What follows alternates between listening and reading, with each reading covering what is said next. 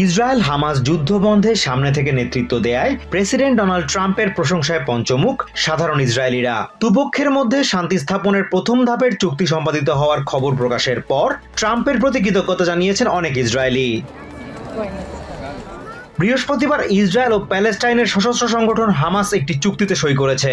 চুক্তি অনুযায়ী যুদ্ধ বন্ধ হবে, ইসরায়েলি সেনাদের একাংশ গাজা থেকে সরে যাবে এবং হামাস তাদের কাছে থাকা সব জিম্মিকে মুক্তি দেবে, যার বিনিময়ে ইসরায়েলের হাতে আটক শত শত প্যালেস্টিনিয়ান বন্দীকে মুক্তি দেওয়া হবে। এটি গাজা যুদ্ধের অবসানে প্রেসিডেন্ট ট্রাম্পের উদ্যোগের প্রথম ধাপ।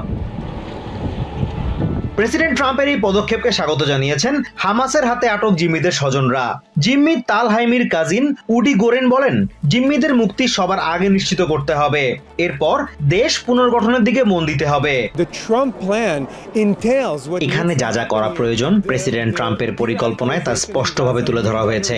গাজায় উগ্রবাদী চিন্তাধারার অবসান এবং একটি নতুন সরকার গঠন। আমাদের ভাবতে হবে কিভাবে এমন একটি ভবিষ্যৎ তৈরি করা যায় যেখানে ইসরায়েলি এবং প্যালেস্টিনিয়ানরা পাশাপাশি শান্তিতে বসবাস করতে পারবে। সব জিম্মি মুক্ত হওয়ার পরও এই চুক্তিকে সম্পূর্ণ বাস্তবায়নের জন্য আমাদের এখনো মধ্যস্থতাকারীদের প্রয়োজন হবে। এক্ষেত্রে আমেরিকা, ইউরোপিয়ান ইউনিয়ন এবং মুসলিম দেশগুলোর সমর্থন জরুরি।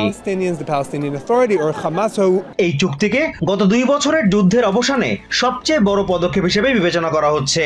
এই যুদ্ধে প্রায় 67,000 প্যালেস্টিনিয়ান নিহত হয়েছেন। চুক্তির ফলে হামাসের হাতে আটক বাকি জিম্মিদের মুক্তির পথও খুলে গেছে। হামাসের কাছ থেকে মুক্ত হয়েছেন গাডি মোজেস। তার ভাতিজি ইফরাত মাচিকাওয়া বলছেন, এমন পদক্ষেপের মাধ্যমে প্রেসিডেন্ট ট্রাম্প আবারও নিজেকে যোগ্য নেতা হিসেবে প্রমাণ করেছেন। আমি মনে করি তিনি নেতৃত্বের পরিচয় দিয়েছেন। তিনি ছিলেন অত্যন্ত দৃঢ় প্রতিজ্ঞ। প্রেসিডেন্ট ট্রাম্প বুঝেছিলেন এই ট্র্যাজেডি বন্ধ করার সময় এখনই। গত 2 বছরে আমরা দুই পক্ষই অনেক স্বজন হারিয়েছি, তবে এখন আশার আলো দেখা যাচ্ছে। এদিকে বৃহস্পতিবার হোয়াইট হাউসে ক্যাবিনেট মিটিংয়ে প্রেসিডেন্ট ট্রাম্প জানিয়েছেন, সোম বা মঙ্গলবার বাকি জিম্মিদের মুক্তি দেবে হামাস।